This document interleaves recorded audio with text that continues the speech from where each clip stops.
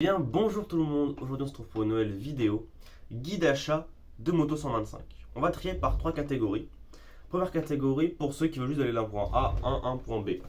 Donc par exemple, si tu veux aller au boulot tous les matins, aller à l'école tous les matins, ou que si tu fais un peu d'autoroute, même si je ne le conseille pas du tout en 125, tu peux le faire. Deuxième catégorie, on va se tourner sur les motos du week-end.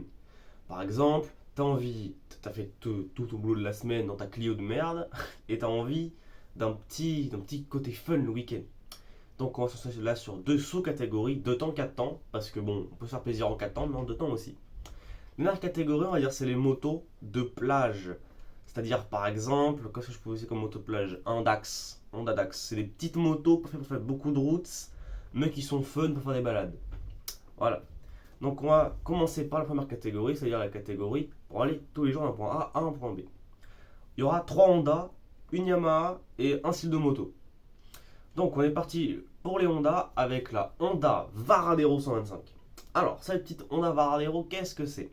C'est une Honda Trail qui possède quand même un bicylindre en V de 125 cm3 qui fait 13 chevaux de mémoire. C'est un moteur qui est giga fiable, qui consomme très peu, 3,5 voire 4 litres au 100. Donc tu peux faire facile 400 bornes avec, ce qui est pas mal pour un Varadero qui a un bicylindre en plus, hein, n'oublie pas.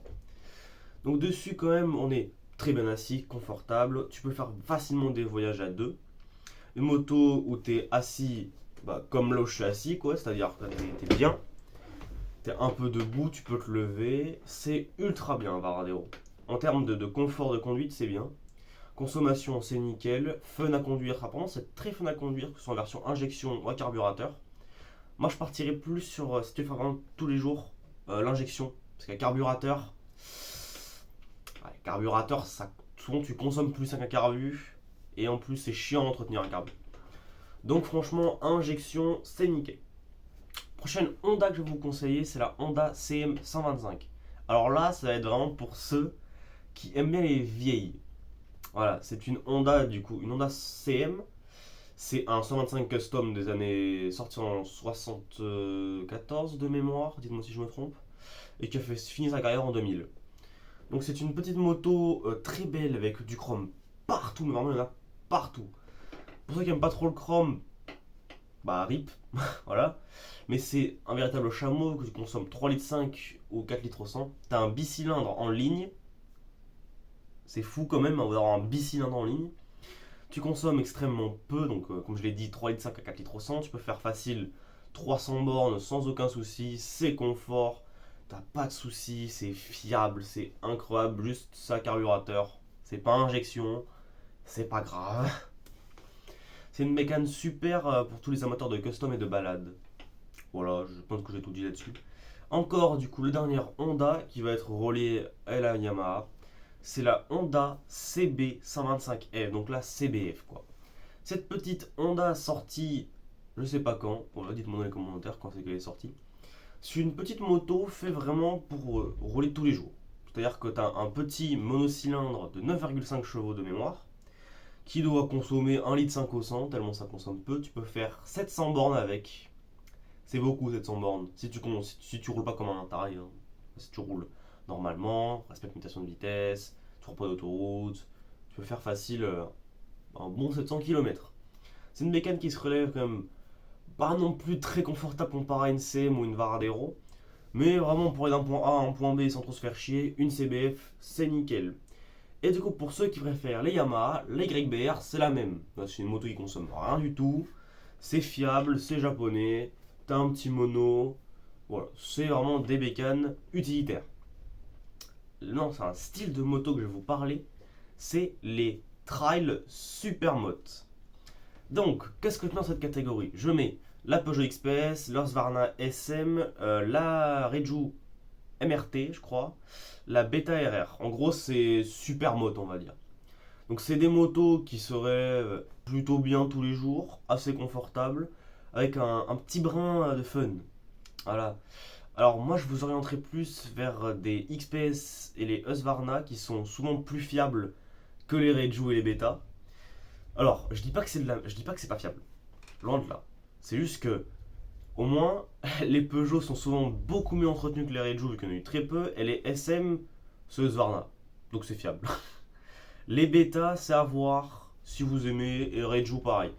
Alors bien sûr, il y a d'autres motos de ce style, mais je vais pas toutes les citer parce qu'il y en a beaucoup trop. Hein. Il y a FB Mondial, il y a Fantic, il y a du monde. Il y a du monde. Donc moi, je vous ai cité ces quatre, donc la XPS, la SM, la RR et la MRT. Je vous ai cité ces quatre là, mais il y en a plein d'autres. Ensuite, on va passer pour les motos du week-end. T'as envie de rouler dans un truc ultra fun les week-ends parce que t'en as eu marre de ta Clio que t'as roulé toute la semaine, c'est maintenant. On va diviser en deux catégories, les 2 temps et les 4 temps. Pourquoi? Parce que les 2 temps, il y a quand même, on va dire, un trou. Parce que tu as les 2 temps et les 4 temps. Et les deux communautés se détestent. Mais du coup, on va faire un truc. On va parler des 2 temps d'abord. Alors, quelle moto 2 temps pour le week-end? Premièrement, si le week-end tu fais pas mal de routes, mais que tu as envie de t'amuser, Yamaha TDR. Monocylindre 2 temps, c'est la concurrence de la Varadero, littéralement. C'est-à-dire que tu as un monocylindre 2 temps qui doit faire dans les 15 chevaux, je dirais, débridé, tu dois en faire 27. Donc c'est une bécane qui se relève très confortable, c'est un trail, ça a une gueule plutôt sympa en plus. Et franchement, c'est une très bonne moto, qu'est-ce que tu veux que je te dise d'autre? C'est une bonne moto. On continue du coup sur les 2 temps avec la reine de la catégorie, évidemment la Cagiva Mito. Tu veux taper des énormes pointes en 125, fumer des mecs qui ont des MT9 ou des MT7 si t'as envie, hein. C'est pas mieux que la Cagiva Mito. Cette petite Cagiva Mito, qu'est-ce que c'est? C'est un monocylindre 2 temps, d'origine 15 chevaux, débridé avec un petit pot à rose. Et bien là, tu peux monter facile jusqu'à 40 chevaux dans un monocylindre 2 temps. Ouais, 40 chevaux. Alors, c'est performant, tu traces, tu prends 180 de pointe, voire plus. Mais il y a quelque chose à prendre en compte. T'as un 2 temps. Chez entretenir, ça va péter parce que c'est une italienne. Au bout de 10 000 bornes, ton moteur il est rincé, t'es obligé de le changer. Ça consomme sa grand-mère. C'est un 2 temps. On continue pour les plus raisonnables, on va dire, avec la Aprilia RS 125. C'est une Cagiva Mito avec marqué Aprilia dessus, qui est un peu plus fiable. Avec des gros guillemets quand même, parce que c'est pas très fiable non plus. Là, tu prends 170 avec un monocylindre de 15 chevaux 2 temps. 15 chevaux, c'est comme les japonais, vous savez, le Gentleman Agreement, 280 chevaux. Ils n'ont aucune idée des 280 chevaux, c'est pas grave. Bon, elle fait 15 chevaux sur le papier. En réalité, elle fait tourner plus des 35 chevaux. Quand même un petit monde quand même. Donc vraiment, c'est une bécane aussi ça pour tracer sur la ligne droite. Une après les RS, c'est chiant à entretenir, ça casse tout le temps, c'est l'enfer. Mais c'est pas grave. Pour les plus raisonnables d'entre vous, pour une fois, je parle vraiment, la Honda NSR en JC20 ou JC22. Si tu as un truc de collection, la JC20 sera mieux, parce que dedans je la trouve plus belle, elle est plus collectionnable, elle a un style très années 80-90. La JC22, c'est plus années 2000, fin 90. Mais les deux c'est les mêmes caisses, c'est-à-dire que c'est les mêmes caisses, c'est les mêmes motos. Les deux, c'est des monocylindres 2 temps qui sortent 15 chevaux d'origine et 27 débridés. Les deux, c'est un châssis, enfin un cadre de mobilette, il me semble, enfin, de mobilette améliorée, hein. C'est de mémoire, hein. Dites-moi si je me trompe par contre, mais je crois que c'est ça. C'est des bécanes qui marchent plutôt pas mal, ça prend 140 débridés, voire un peu plus si tu fais une bonne prépa. Mais voilà. Maintenant, on va passer sur la catégorie des 4 temps. Parce que là, je sais que les fanatiques de la 125 vont dire, oh mon dieu, en 4 temps, c'est horrible. Et bien en 4 temps, tu peux t'amuser aussi. Avec une moto dont je pense maintenant, la KTM Duke 125. Tu veux une bécane qui soit fun à conduire, qui soit utilisable à peu près tous les jours, mais qui soit surtout fun à conduire, une Duke. La Duke, c'est... Comment expliquer une Duke? Tu as 20 ans, tu décides de t'acheter ta première moto, une 125. T'as envie, t'as ce petit côté peps, tu as envie de te bombarder un peu, poigner dans l'angle tout le temps comme ça. Eh ben, tu prends une KTM Duke, pas compliqué, t'as un style de grosse moto, t'as un bruit plutôt correct, ça bombarde sa grand-mère, tu prends quand même 120 et dans les anciennes générations 130. Ça bombarde quand même pour un 4 temps. Une bécane remplie de qualité, très confort, c'est parfait on va dire. Dans les mêmes veines, on a les concurrentes, la CB125R, la MT125 et la FB Mondial Pieggia, il y en a d'autres sûrement que j'oublie. C'est les mêmes caisses, enfin c'est les mêmes bécanes que la Duke, juste c'est un peu différent.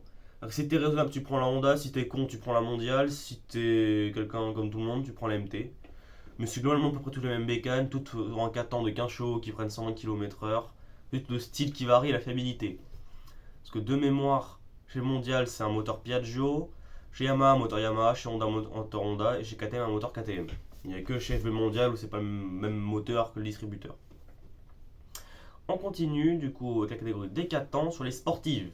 Aprilia RS4 et une autre que je vais vous conseiller, Honda CB125R.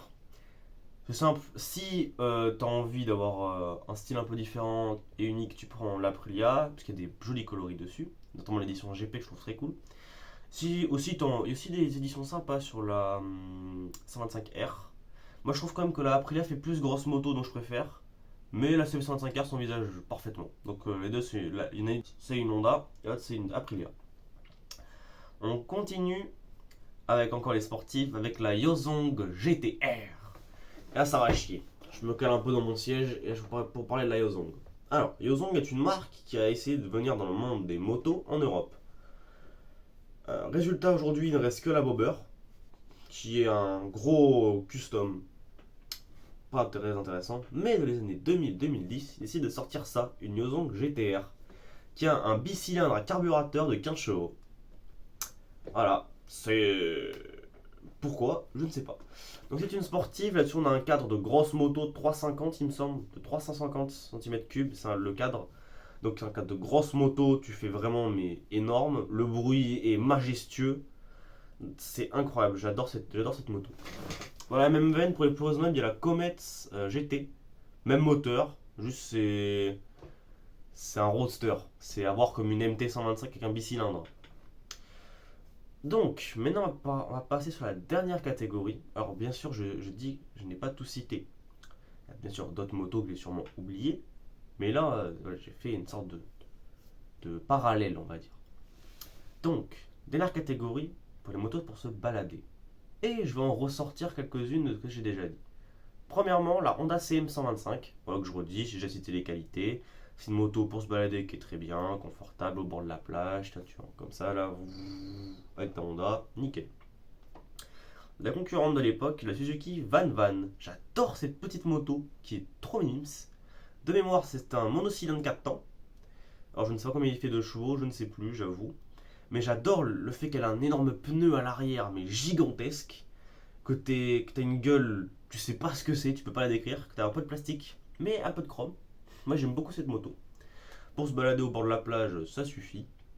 Pour se balader tout court, ça suffit aussi. J'enchaîne sur notre moto et c'est là que on va retourner sur du neuf avec la Honda Dax ST125 et la Honda Monkey. C'est simple, si tu as envie d'être tout seul, tu prends la Monkey. Si tu veux être à deux, tu prends le Dax.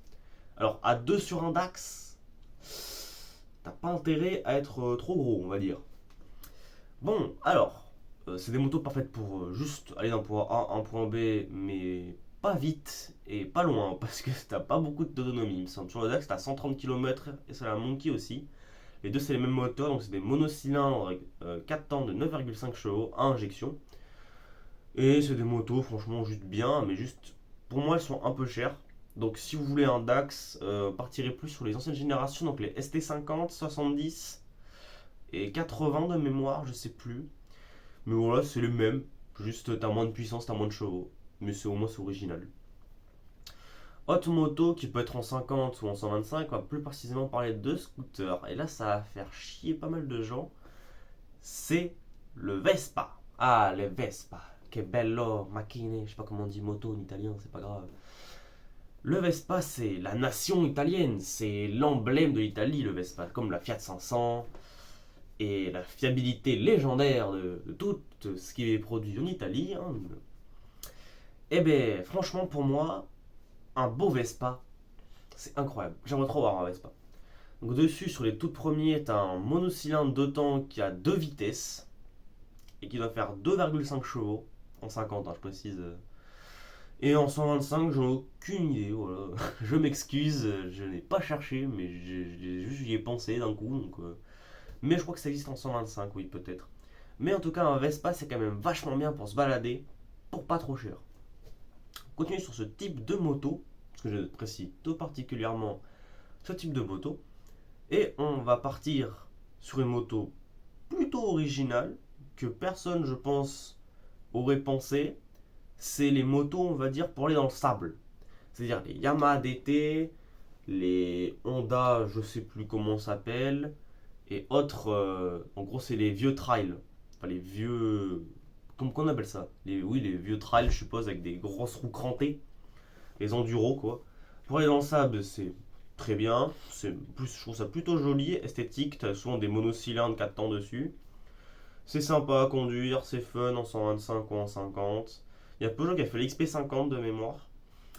Donc, franchement, c'est des motos, mais juste très bien. En plus, c'est fiable, c'est que demande le peuple, on va dire. Dernière moto, c'est une française. C'est la Peugeot Type 55A.